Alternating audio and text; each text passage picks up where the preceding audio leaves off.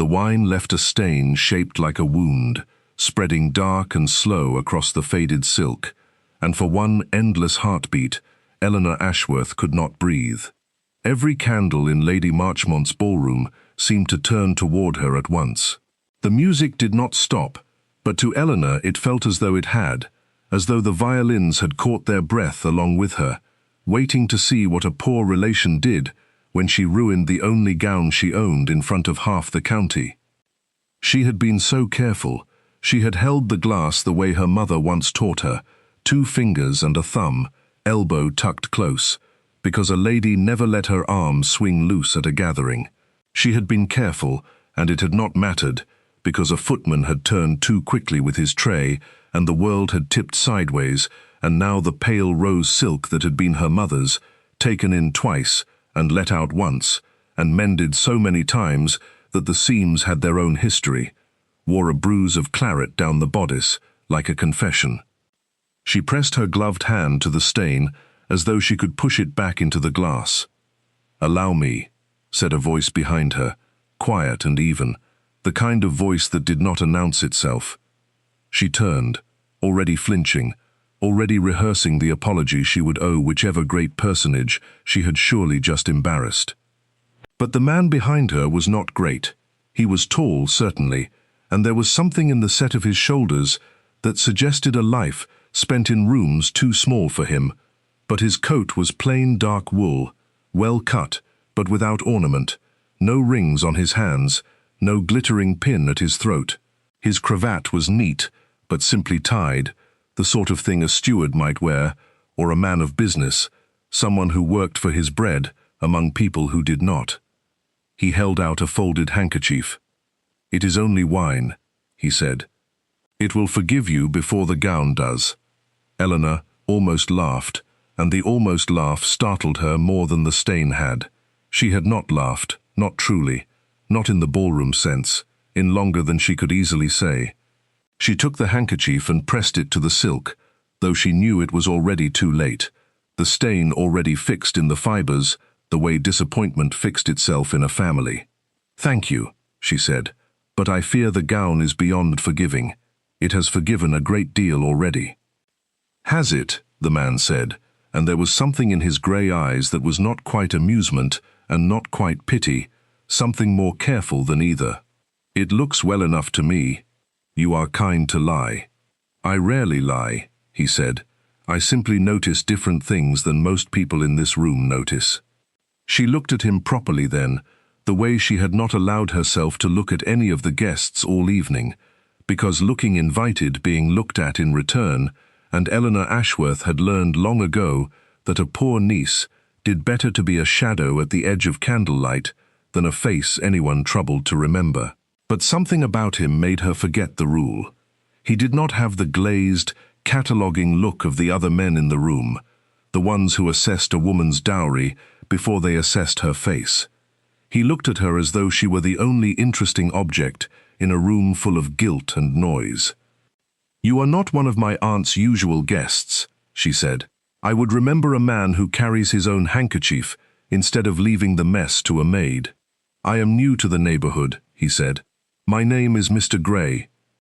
"Eleanor Ashworth," she said, and dropped a small curtsy out of habit, though something in her wondered, even then, why she troubled to be so correct with a man in plain wool who was clearly no one of consequence. "I would apologize for the scene, Mr. Gray, but I begin to think Lady Marchmont's ballroom needed a little wine on the floor to remind it that not everyone here glitters." It was an indiscreet thing to say, and she knew it the moment it left her mouth, but there was something about his stillness that invited indiscretion, the way a quiet room invites a confession a loud one never could. "You do not glitter?" he asked. "I am the poor niece," Eleanor said, with the flat, unbothered honesty of a woman who has said the words so many times they have stopped drawing blood. "My mother married beneath what my aunt considered acceptable, and died leaving me nothing but her gowns and her good name.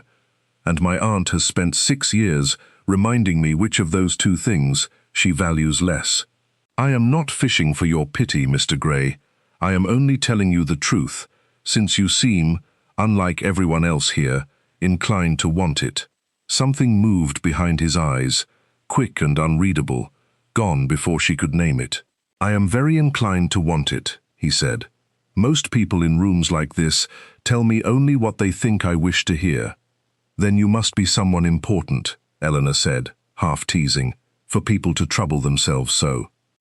"I am no one worth troubling over," he said, and something in the flatness of it made her believe him, though later, much later, she would remember that flatness and understand it had been the first lie he ever told her, however carefully phrased, to avoid being won outright. Across the ballroom, Lady Marchmont's voice rose above the music like a struck bell. "Eleanor, Eleanor, come here at once." Eleanor's stomach dropped in the particular, practiced way it always did at the sound of her aunt's summoning tone.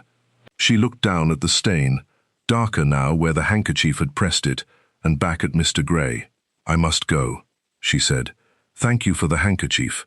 I am afraid I have ruined it as well as the gown." "Keep it," he said. "I have others." She did not know, as she crossed the floor toward her aunt with her cheeks hot and her mended gown ruined beyond even mending's reach, that the plainly dressed Mr. Grey was watching her go with an attention no other man in the room had spared her all evening, or that he would spend the rest of the night listening for the particular sound of her voice among 100 others, or that the wine stain she thought had disgraced her would become, in his memory, the moment he stopped seeing the ballroom as a duty and started seeing it as the place he had first heard someone tell him the truth without knowing who he was. She did not know, either, that the man she had just spoken to so freely, so carelessly, so honestly, was the Duke of Ravenhurst, the very man her aunt intended to sell her to before the season's end, in payment of a debt Eleanor did not yet know existed. Lady Marchmont did not look at the stain when Eleanor reached her. She looked instead past her niece's shoulder, toward the door, where a stir of movement suggested some new arrival of consequence, and her thin mouth pressed into the shape it always took when she was calculating. "You spoke to a man for nearly 10 minutes, her aunt said, low and sharp. "Who was he?" "A Mr. Grey," Eleanor said. "New to the neighborhood, I believe. He was very kind about the wine." "The wine," Lady Marchmont repeated, and finally her eyes dropped to the stain, and her face did the thing it always did when Eleanor disappointed her, a kind of controlled, exhausted disgust, as though Eleanor were a debt that kept accruing interest. "Go and sit in the retiring room until it dries. I will not have you seen like this when the Duke arrives." "The Duke," Eleanor said. "Is he expected tonight?" "He is expected within the hour," Lady Marchmont said, "and you will not embarrass this family further by being anywhere near him in that state. Go." Eleanor went, because going was easier than staying to be looked at, and because some old, tired part of her had stopped expecting anything different from evenings like this one. She did not think again, not that night, about the quiet man in plain wool who had called her mended gown well enough, or about the strange warmth that had moved through her at being looked at, for once, as though she were worth the trouble of an honest word. She did not know that the Duke had already arrived, that he had arrived early, deliberately, dressed as no one would expect a duke to dress, precisely so that he might walk among Lady Marchmont's guests, unseen and unannounced, and learn something true about the woman his aunt's letters and his own solicitor's ledgers had already promised him in marriage, before he ever had to decide whether he wished to be promised at all. He had come to the ball that night for one reason only, to see, without the interference of his title, whether Eleanor Ashworth was the grasping, ambitious creature Lady Marchmont's letters had implied, a niece eager to trade herself for a coronet, or whether she was something else entirely. His solicitor had arranged the match at his aunt's urging months before, a tidy solution to a family debt Lady Marchmont owed his late uncle's estate, a debt she proposed to settle by marrying her niece into the Ravenhurst title and calling it generosity rather than commerce. He had agreed to consider it only because his own mother, before her death, had begged him not to marry for beauty or fortune, but for a woman who would tell him true things, and he had grown so weary of flattery that he wondered whether such a woman existed at all. He had not expected to find her spilling wine on herself within the first quarter hour, laughing at her own misfortune instead of weeping over it, and speaking to a stranger in plain wool with more honesty than any woman of his own rank had ever offered him in a ballroom. He watched her go, escorted from the room by her aunt's cold instruction, and felt something in his chest tighten that he did not yet have a name for. His steward, Mr. Colford, found him a few minutes later near the refreshment table, still watching the door through which Eleanor had disappeared. "Your Grace," Colford murmured, careful to keep his voice beneath the music. "Lady Marchmont has been informed you will arrive within the hour. She has arranged the receiving line accordingly.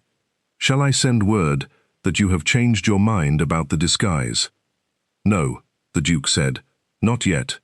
I want another hour among them as Mr. Grey before I become the Duke of Ravenhurst again." "And the niece, Your Grace? Miss Ashworth?" The Duke's eyes moved once more to the door. "She spoke to me as though I were nobody worth flattering," he said, "and told me the truth about her situation without once asking what I might do for her. I have never in my life had a woman do that." Colford, who had served him for 11 years and had learned when a comment required no answer, said nothing at all, though he watched his master's face with new and careful interest. Eleanor sat in the retiring room for the better part of an hour, dabbing uselessly at the stain with a damp cloth a maid had brought her, listening to the muffled swell of music through the wall and trying not to think about how her cousin Serena would look tonight, radiant in the new gown their aunt had commissioned for the sole purpose of catching the Duke's eye. Serena was beautiful in the effortless, catalogued way that made men forget their own names, golden-haired and quick-tongued, and she had been groomed since childhood for exactly this kind of evening, while Eleanor had been groomed, if it could be called that, for invisibility. She did not resent Serena for her beauty. She resented, quietly and without much hope of changing it, the arithmetic of her aunt's household, in which Serena's smiles were investments and Eleanor's silence was an economy. When at last the stain had dried to a shadow rather than a wound, she returned to the edge of the ballroom, keeping to the wall the way she always did, watching rather than dancing, because no one asked poor nieces to dance when there were heiresses in the room. She had grown almost fond of the wall. It asked nothing of her. It was from the wall that she first saw him, the real him, though she did not yet know it, the Duke of Ravenhurst, arriving properly, announced at last by the major domo in tones that made the whole room turn as one, silk and jewels catching the candlelight as every eligible woman present arranged her face into an expression of practiced delight. Eleanor watched with the mild, safe curiosity of a woman who has already been told, in every way but words, that she is not part of this particular contest. The Duke was tall, she noticed that first, the way one notices weather, and dressed now in dark, exquisitely tailored evening clothes, a signet ring catching the light as he inclined his head to Lady Marchmont's overwrought greeting. Something about the line of his shoulders, the quiet, contained way he held himself even as the whole room clamoured for his notice, struck her as familiar, though she could not think why. She did not connect it, not then, to the man in plain wool who had called her ruined gown well enough. Why would she? Mr. Grey was no one. This man was everyone's whole evening. "There," said a voice at her elbow, and Eleanor turned to find Serena beside her, radiant in blue silk, watching the Duke with the calm, proprietary interest of a woman inspecting property she already considers half-purchased. "That is him, the Duke of Ravenhurst. Aunt says he is worth 11,000 a year, if he is worth a penny." "He looks very fine," Eleanor said, because it was true, and because it was the sort of harmless thing a poor niece could say without being accused of ambition. "He had better look fine," Serena said, "for as much as Aunt has spent arranging this evening around him. She says he is to be introduced to the family tonight, and that within a fortnight there will be an understanding." Serena's eyes slid sideways, taking in Eleanor's faded, watermarked gown with the particular cruelty of a woman who has never once had to wear another's cast-offs. "Do try not to embarrass us further, Eleanor. You have already ruined one gown this evening." "I shall do my best to remain unremarkable," Eleanor said, and meant it, though something in her chest ached at the ease with which her cousin assumed the future belonged to her, simply because she had been told it would. She did not know, could not have known, that the understanding her aunt intended to reach within a fortnight was not with Serena at all, but with herself. That the debt Lady Marchmont owed the Ravenhurst estate was to be settled not with her aunt's own daughter, but with the niece she considered a burden, precisely because a duke's marriage to a poor and unconnected girl would raise fewer questions about the money changing hands beneath it than a marriage to an heiress would.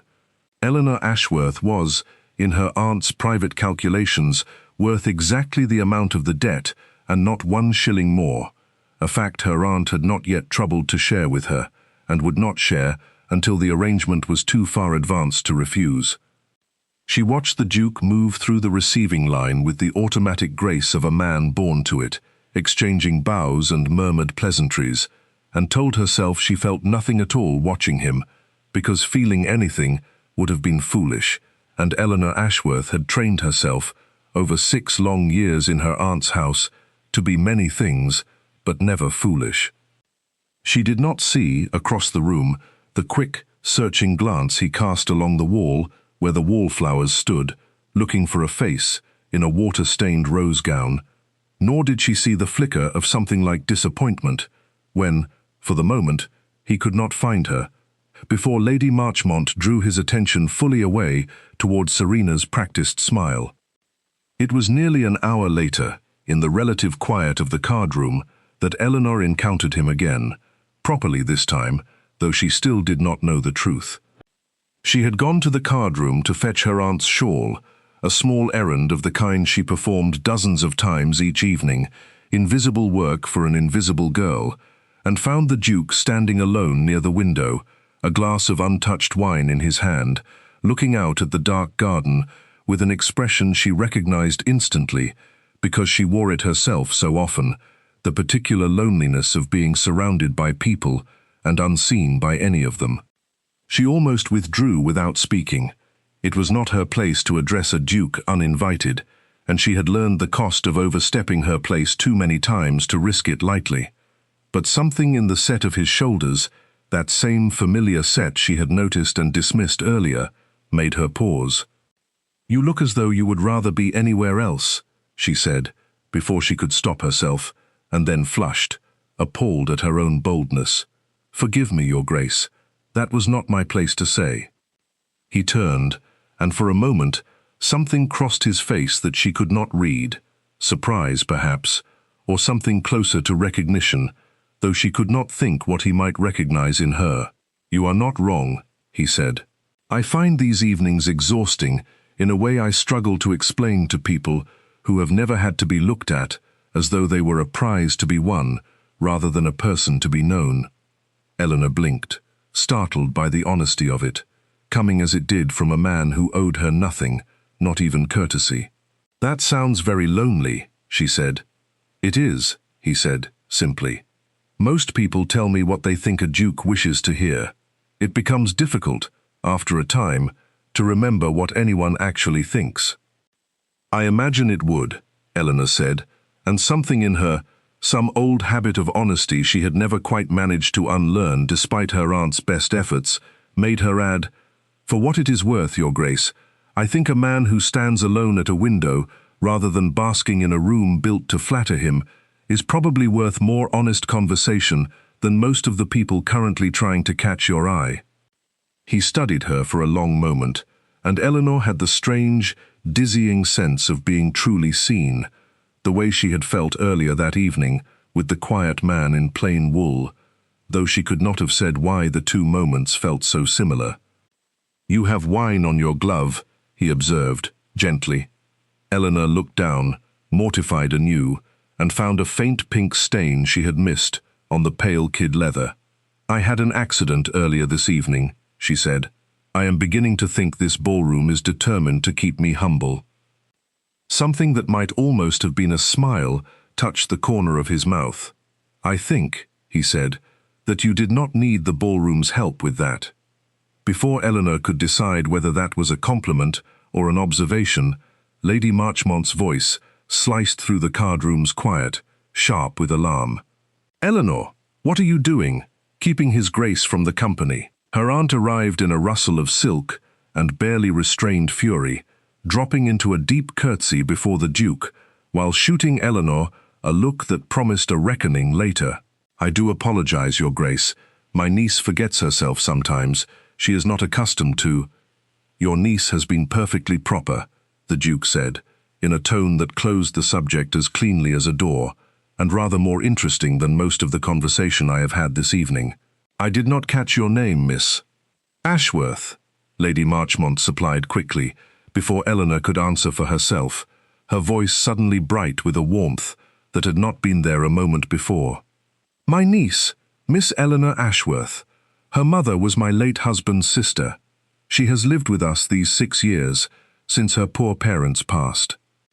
Eleanor watched her aunt's face transform in real time, calculation replacing irritation, and felt a cold unease settle in her stomach that she could not yet name.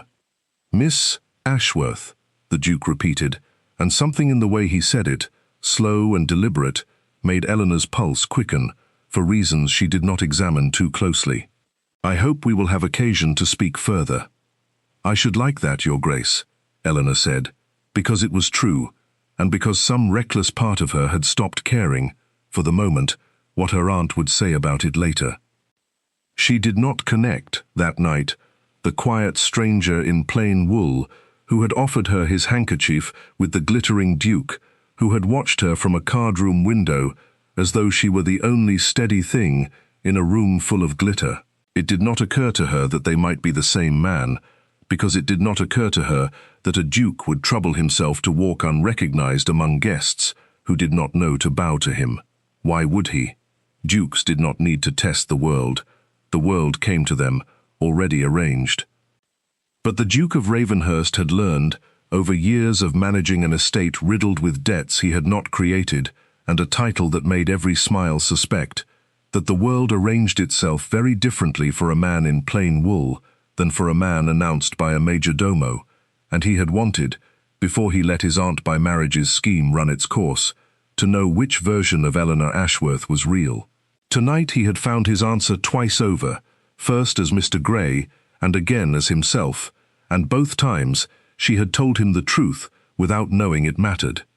He resolved, walking home that night in his carriage, with Colford dozing opposite him, to continue the disguise a while longer, not out of cruelty, out of the simple, aching hope that he might yet win something honest, in a world so thoroughly rehearsed, before he was forced to become, once more, only a title to be married.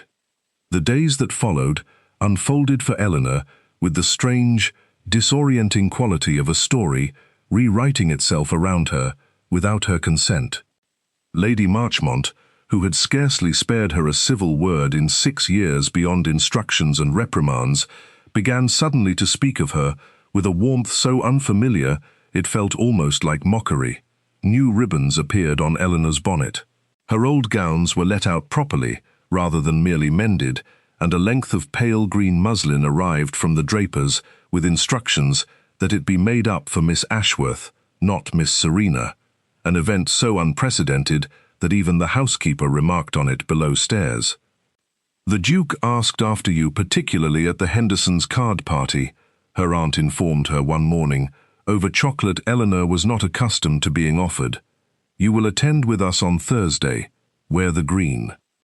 "Why would His Grace ask after me?" Eleanor said, genuinely bewildered, for she had assumed their conversation in the card-room to be, at most, a moment's idle courtesy from a bored man, quickly forgotten once he returned to more glittering company. "Because you have caught his interest, apparently," Lady Marchmont said, with an expression Eleanor could not quite read, something between triumph and calculation. "And I will not have you spoil it through carelessness. Do you understand me, Eleanor? This is not a matter to be trifled with." "I have done nothing to encourage any particular interest," Eleanor said, "and I do not understand why it would matter so much to you if I had." Her aunt's face closed like a door. "It matters," she said, "because I say it matters, and that has always been sufficient reason in this house. Wear the green on Thursday."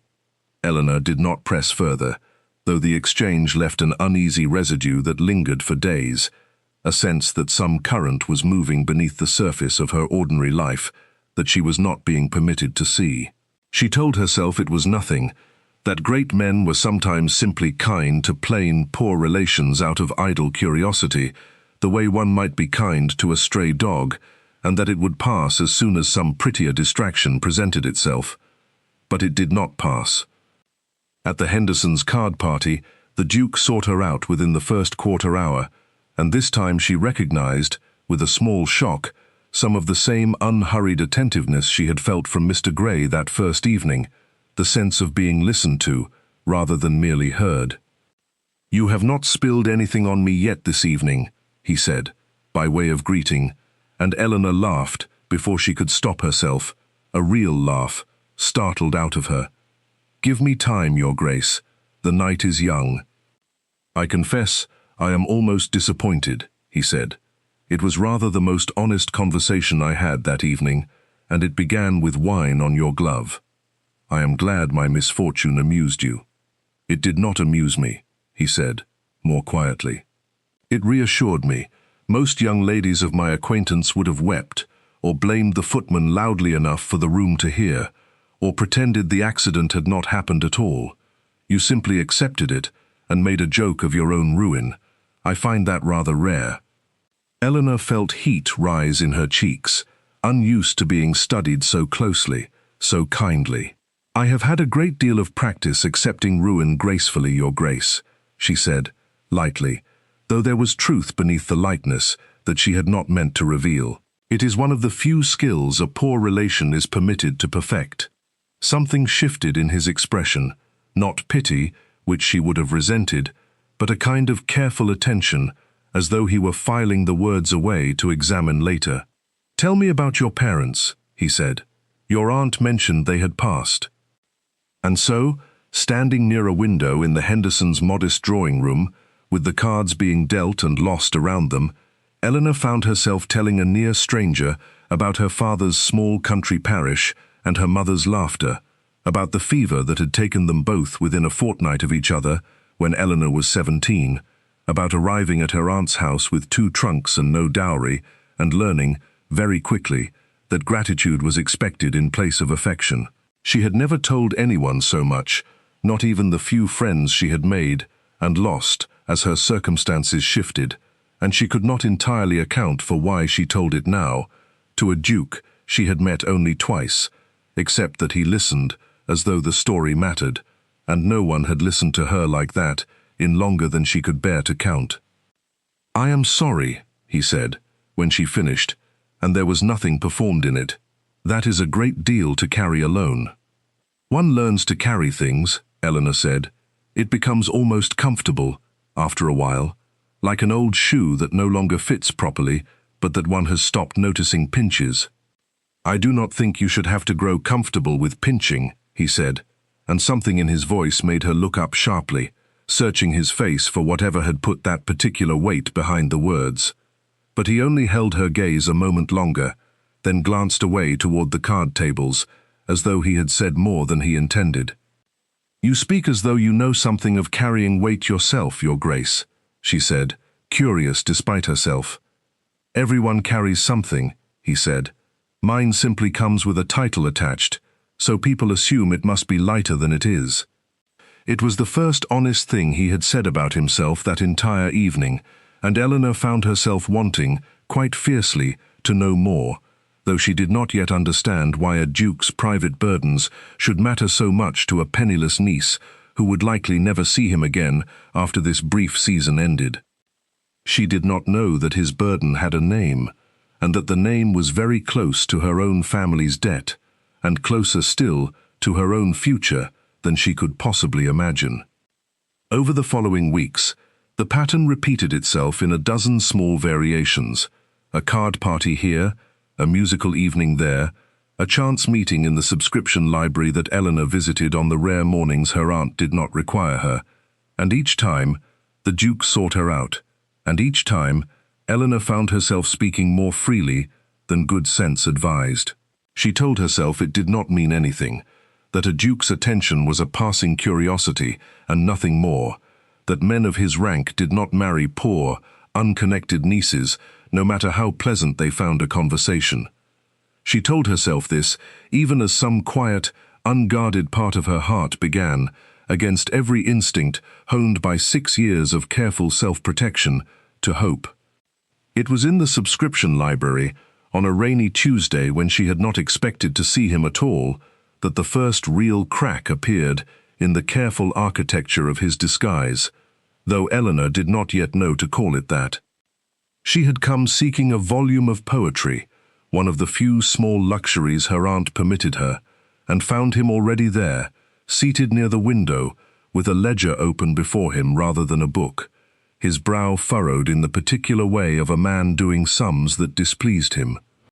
"Your Grace," she said, startled, dropping the small curtsy that had become, despite herself, almost automatic in his presence now. "I did not expect to find you here." He closed the ledger quickly, though not quickly enough to hide the columns of figures, and Eleanor caught, before the cover fell shut, a name at the top of the page that meant nothing to her then. Marchmont. Outstanding.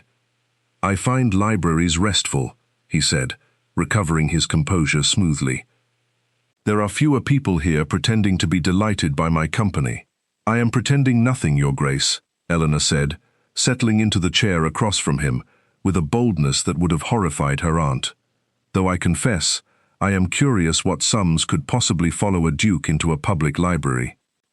"Estate business," he said, too quickly, and something in his tone made Eleanor's curiosity sharpen rather than dull.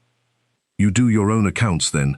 I had imagined a man of your position employed an army of solicitors for such tedious work." "I prefer to know precisely where my money goes," he said, "and to whom, and why. It has saved me from a great many unpleasant surprises over the years." His eyes flickered to her face, searching, though for what she could not guess. "Does that seem strange to you?" "It seems wise," Eleanor said. "My father always said a man who does not know his own accounts is at the mercy of anyone clever enough to keep them for him." Something in the Duke's expression shifted, softened, as though she had said something that mattered more than she knew. "Your father sounds as though he was a wise man." "He was a poor man who tried to be wise, which I think is rather more difficult," Eleanor said. "It is easy to be wise with a full purse. It is harder to be wise and still generous when the purse is empty." The Duke was quiet for a long moment, watching her with an intensity that made Eleanor's pulse quicken and her cheeks warm, though she could not have said whether it was from pleasure or unease. "I think," he said finally, "that you are the wisest person I have met in a very long time, Miss Ashworth, and I do not think you know it. You flatter me, Your Grace." "I do not flatter," he said. "I have grown rather tired of flattery, in fact. It is one of the reasons I find myself, against all sense, seeking out a library on a rainy Tuesday in the hope of finding you here." Eleanor's breath caught, and for a moment neither of them spoke, the rain against the windows, the only sound in the quiet room, the ledger, with its damning columns forgotten between them. It was Eleanor who broke the silence, because some old, careful instinct in her recognized the danger of the moment and reached for lightness before it could deepen into something she was not yet permitted to want. "I begin to think, Your Grace, that you seek me out chiefly to avoid your own accounts." He laughed then, a real laugh, low and surprised, as though it had escaped him before he could stop it. "Perhaps," he said, "or perhaps I simply prefer honest company to the alternative, and you are the only honest company I have found this season." She did not ask him what the alternative was. She did not yet know to be afraid of the answer, but she carried the moment home with her, tucked away like a pressed flower, and did not examine too closely why her heart had not stopped racing the entire carriage ride back to her aunt's house. It was Serena who first planted the seed of suspicion, though she did not intend kindness by it. "You have been very much in the Duke's company of late," her cousin observed one evening, watching Eleanor dress for yet another engagement with narrowed, calculating eyes. "One might almost think you had ambitions, Eleanor, if one did not know better." "I have no ambitions beyond surviving the evening without further wine incidents," Eleanor said, lightly, though Serena's tone had put her on guard. "How fortunate for you, then, that Aunt has none either, beyond the obvious, of course." Serena's smile was sharp as a blade wrapped in silk. "Has she not told you? The debt Papa left when he died, the one Aunt has spent 6 years quietly servicing, it is owed to the Ravenhurst estate. Has been for years. I overheard her discussing it with Mr. Pruitt only last week. She means to settle it through marriage, since she cannot settle it through money, and I do not think, cousin, that she means for the marriage to be mine." The words landed like ice water down Eleanor's spine. "That cannot be true," she said, though even as she said it, pieces began arranging themselves with horrible clarity. Her aunt's sudden warmth, the new gowns, the careful instructions to seek the Duke's company, the ledger she had glimpsed in the library, with her family's name written across it in a Duke's own careful hand. "Believe what you like," Serena said, with a shrug that did not quite disguise her own resentment at being passed over, even for a match she claimed not to want. "But I would ask myself, if I were you, precisely why a duke has suddenly developed such a tender interest in his creditor's penniless niece, when there are 100 prettier, richer girls in London who would have him for the asking." Eleanor sat very still after Serena left, the pieces of her careful, hopeful weeks rearranging themselves into a shape she did not want to see. Had every conversation, every moment of what had felt like genuine connection, been arranged? Had she been maneuvered, without her knowledge, into a transaction dressed up as courtship, her aunt's debt paid in the currency of Eleanor's own unwitting heart? And yet, the ledger, the Duke's own hand, doing his own sums, his own careful accounting of a debt he had not created, but clearly understood in painful detail. He had not looked, in that moment in the library, like a man executing a scheme. He had looked like a man troubled by something he had not chosen and did not know how to escape. She resolved to ask him directly, the very next time she saw him, because 6 years in her aunt's house had taught her many painful lessons, but chief among them was this: it was better to know the truth and grieve it cleanly than to live inside a comfortable lie and be shattered by it later. She did not have to wait long. He came to call 2 days later, an unusual courtesy, a duke calling in person rather than sending an invitation through proper channels, and Eleanor received him in the small, faded morning room her aunt reserved for visitors not important enough for the good parlour, a detail that struck her, freshly, as its own small cruelty, now that she understood what he might be worth to the household's fortunes. "Miss Ashworth," he said, and something in his face, some careful gentleness, told her he had come with purpose rather than idle courtesy. "I wonder if I might speak with you plainly." "I wish you would," Eleanor said. "I find myself rather in need of plain speaking, Your Grace." He studied her a moment, as though gauging how much the day's events had already reached her. "You have heard something," he said. It was not a question. "I have heard that my aunt owes your estate a debt of some years' standing," Eleanor said, keeping her voice steady through sheer force of will, "and that she intends to settle it by marrying me to you, and that you have known this the entire time we have been speaking, while I knew nothing at all." She lifted her chin, refusing to let her voice shake, though her heart was breaking in a way she had not expected and did not yet fully understand. "I would like to know, Your Grace, whether every kind word you have spoken to me this season has been in service of collecting a debt." "No," he said, immediately, fiercely, closing the distance between them before he seemed to catch himself and stop, correct, a careful arm's length away. "No, Eleanor, Miss Ashworth, I swear to you, that is not what this has been." "Then what has it been?" Her voice cracked, finally, on the question, and she hated herself for it, hated the tears that rose, despite every effort to hold them back. Because from where I stand, Your Grace, it looks very much as though I have been managed like an asset on your ledger, and I do not know how to forgive being made a fool of, even by someone I— She stopped herself before the word could escape, appalled at how close she had come to confessing it. You are not a fool, he said, low and urgent. You are the least foolish person I have encountered in years of being surrounded by people who want something from me. I did not seek you out because of the debt, Eleanor. I sought you out because the first night I met you, you did not know who I was. Eleanor went very still. What do you mean, I did not know who you were? I have always known you were the Duke of— You met me twice that first evening, he said, quietly, and reached into his coat, drawing out a folded square of linen, worn now from handling, that Eleanor recognized with a jolt that stole the breath from her lungs, her own handkerchief, the one she had thought lost. You, she whispered. Mr. Grey. That was me, he said. I came to Lady Marchmont's ball disguised, before my formal arrival, because I wished to see, without the weight of my title distorting everything I was told, whether the arrangement my aunt had proposed was built on anything real.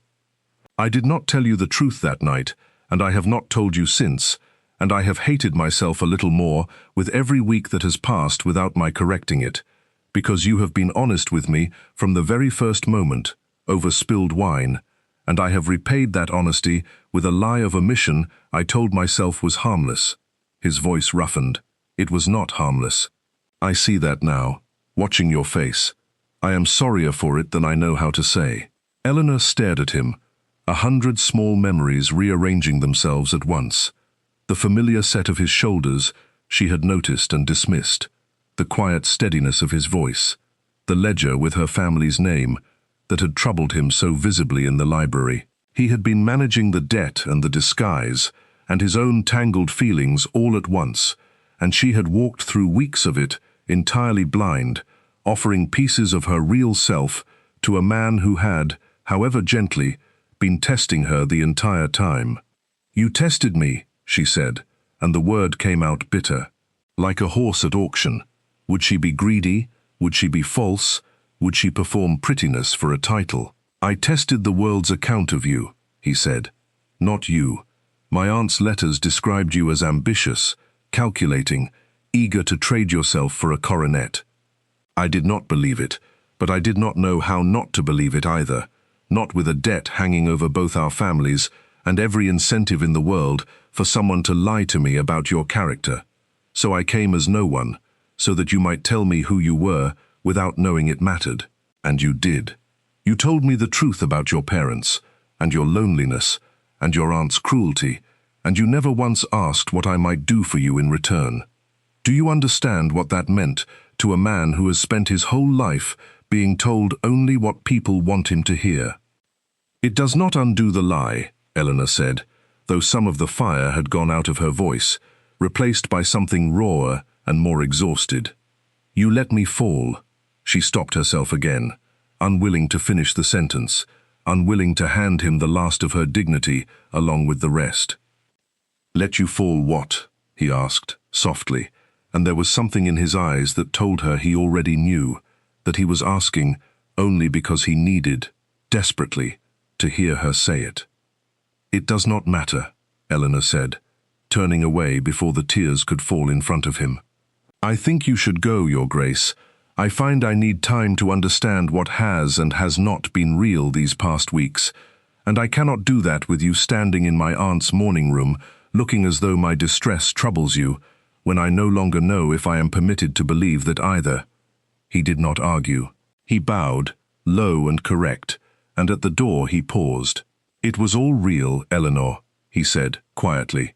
Every word I said to you as Mr. Grey, and every word I have said to you since. The only false thing was the coat I wore the first night, and I would give a great deal to go back and tell you the truth before it ever became a wound between us. Then he was gone, and Eleanor sank into the nearest chair and wept, finally, for the loss of something she had not even allowed herself to name as hope until the moment it curdled into betrayal. The weeks that followed were the hardest of Eleanor's 6 years in her aunt's house, harder even than the raw grief of her parents' deaths, because grief, at least, asked nothing false of her. This asked her to smile at dinner, while her aunt spoke openly now of the coming match, to endure Serena's sharp-edged commentary about girls who court dukes through pity rather than merit, to sit in ballrooms and watch the Duke of Ravenhurst across crowded rooms and feel the specific, exhausting ache of loving someone she was no longer certain she could trust. Because that was the truth she could not escape, however much her pride wished to deny it. She did love him. She had loved Mr. Grey in the library with his troubled ledger, and she loved the Duke, who had chased her down in her aunt's shabby morning room to confess a lie he clearly despised himself for telling. The love had not vanished with the revelation.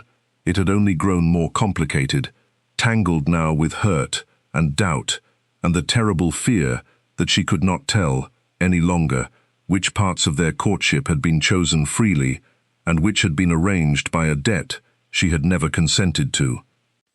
Lady Marchmont, sensing the coolness that had grown between her niece and the Duke, redoubled her efforts with the particular ruthlessness of a woman who saw her own solvency slipping away. "You will not spoil this, Eleanor," she said, more than once, in tones that left no room for argument. "Whatever quarrel you imagine you have with His Grace, you will set it aside. This family's future depends upon it, and I will not have your foolish pride undo 6 years of careful management." "Careful management," Eleanor repeated, quietly, the phrase settling into her like a stone. "Is that what I have been to you, Aunt? A debt to be managed?" "Do not be dramatic," Lady Marchmont snapped. "You have been given a chance most penniless orphans could never dream of. A duke's interest, Eleanor. Do you understand what that means? Security, position, a name that will silence every whisper that has followed you since your father's ruin. You would throw that away over wounded feelings." "I would throw nothing away that was never truly offered freely," Eleanor said, with a steadiness that surprised even herself. "If His Grace wishes to marry me, Aunt, it must be because he wants me, not because you have arranged for my hand to settle your accounts. I will not be traded like a piece of silver plate, however comfortable the trade might prove for this household." Her aunt's face went white with fury, but before she could respond, a knock at the door interrupted them, and a footman entered, bearing a letter on a silver tray, addressed in a hand Eleanor now knew intimately. She read it alone, later, in the privacy of her small room beneath the eaves. "Miss Ashworth," it began, without preamble, "I do not ask you to forgive me yet. I ask only that you allow me to prove, through action, rather than more words, you have every reason to distrust, that what grew between us was never a transaction. I have instructed my solicitor to formally forgive the whole of your uncle's debt to my estate, unconditionally, regardless of whatever answer you give me regarding marriage. You are free of it, and of me, if that is what you wish. I would rather lose you entirely than have you doubt, for even a moment longer, that you were ever anything to me but a debt to be collected.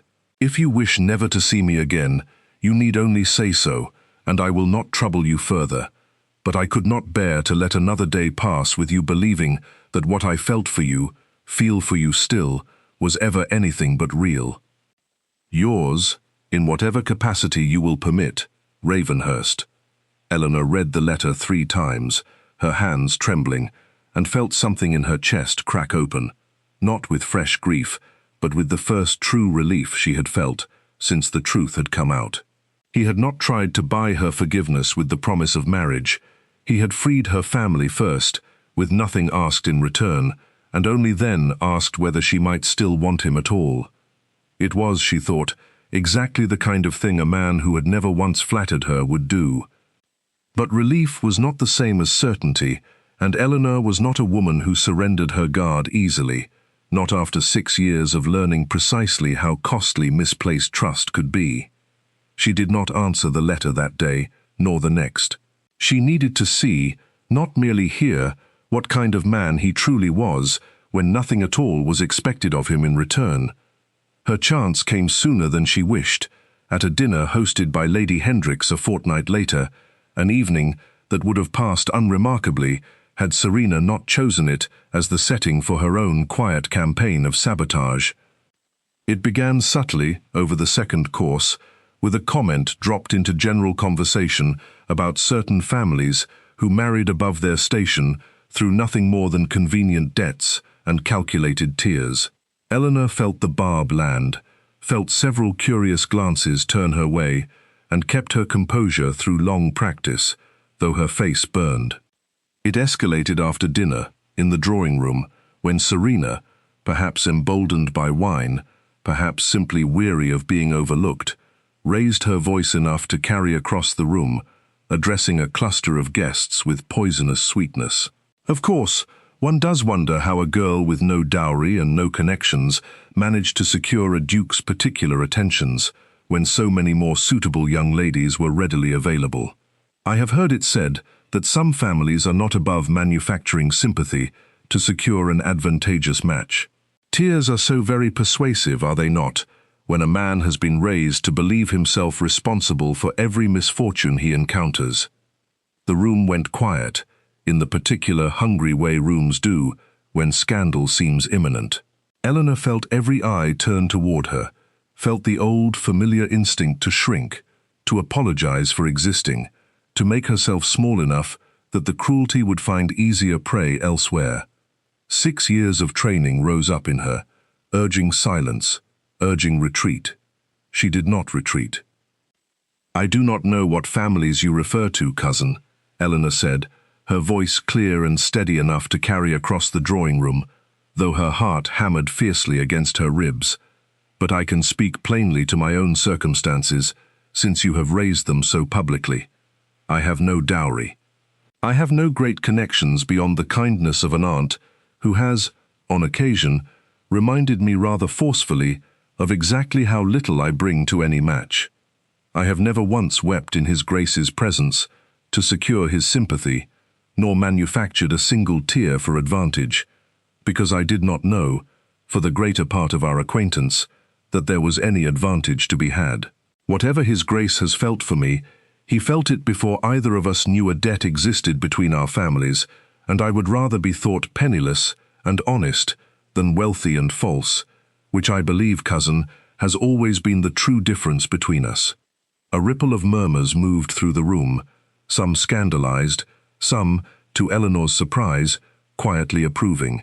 Serena's face had gone rigid with fury and something that might have been shame, and Lady Marchmont looked as though she wished the floor might open beneath her, though whether from embarrassment at her daughter's cruelty or her niece's boldness, Eleanor could not tell.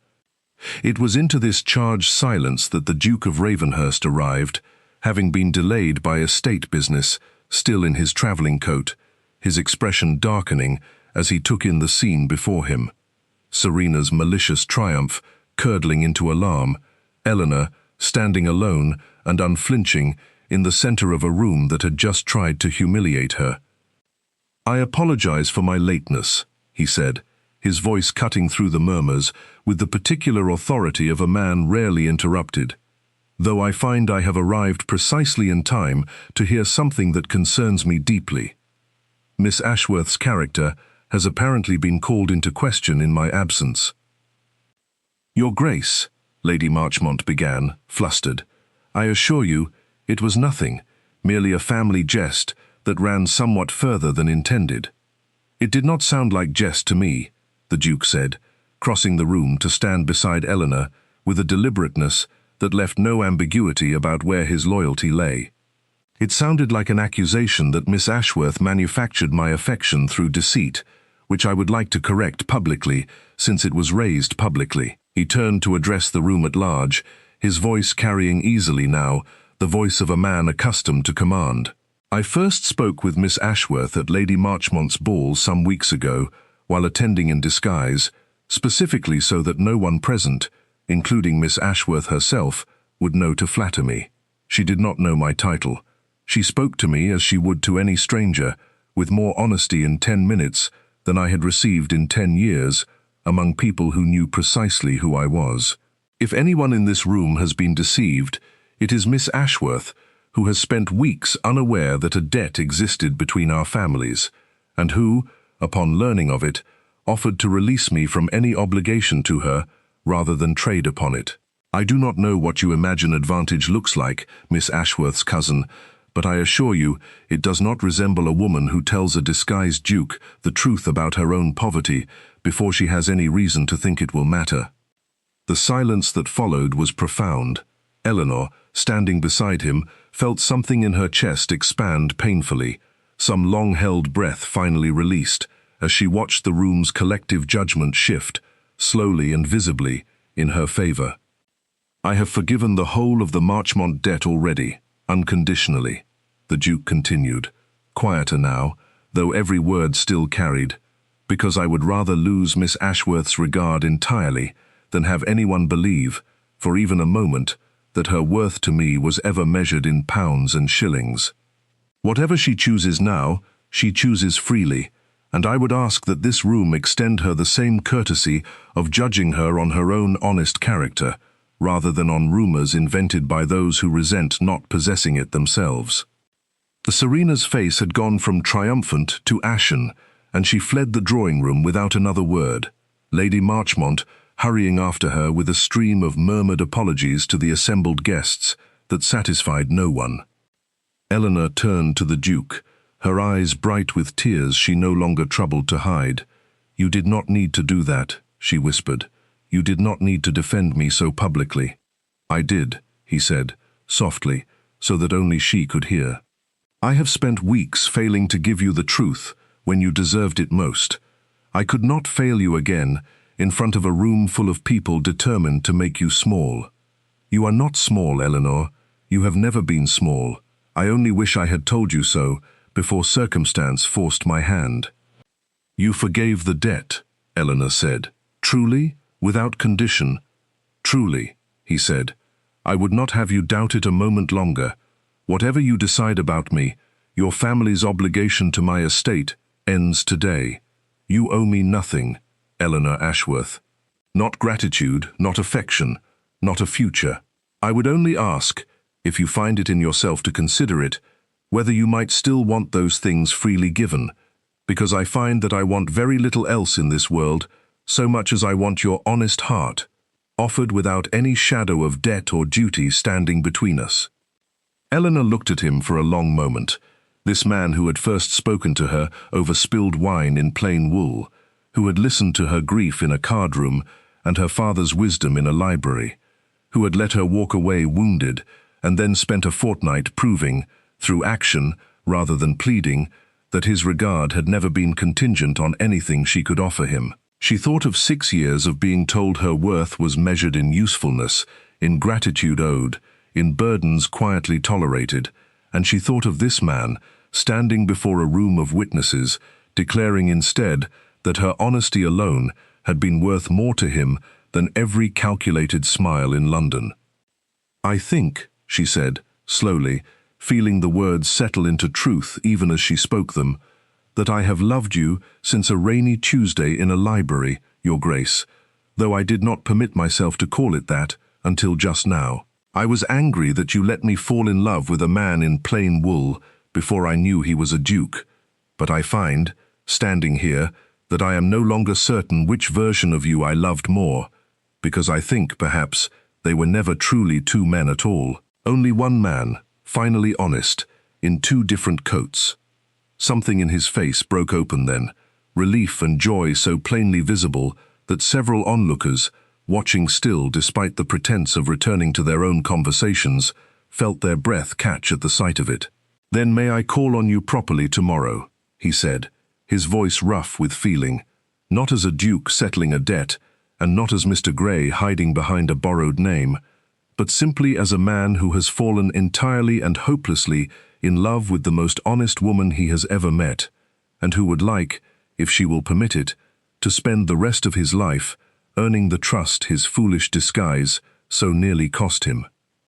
"You may," Eleanor said, and this time, when she smiled, there was no careful management in it at all, no old habit of making herself small to survive another's cruelty, only the wide, unguarded happiness of a woman who had finally, after 6 long years, been seen entirely and chosen freely. He called the next morning, and the morning after that, and within a month, the whole county buzzed with the news that the Duke of Ravenhurst intended to marry Miss Eleanor Ashworth, not the celebrated Serena, a fact that occasioned a great deal of gossip, and in certain quarters, no small amount of bitterness.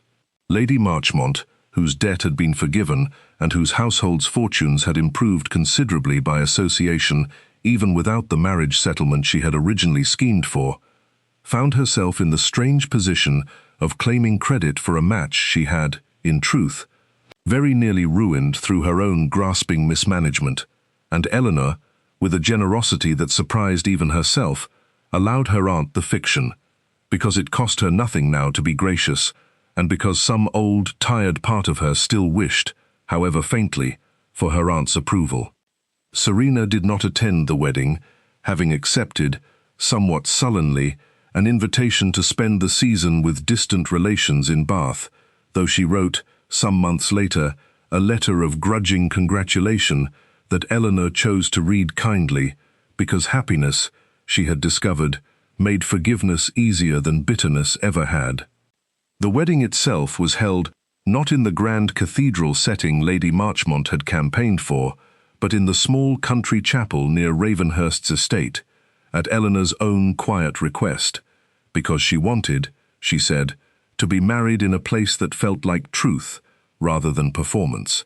The Duke, Julian, she called him now, in the privacy of their growing intimacy, a name she had learned only weeks before the wedding and treasured all the more for how long it had taken to earn it, wore no ducal finery that day, only a plain dark coat, not unlike the one he had worn the night they met, a private joke between them that made Eleanor's eyes fill with happy tears the moment she saw him waiting at the altar.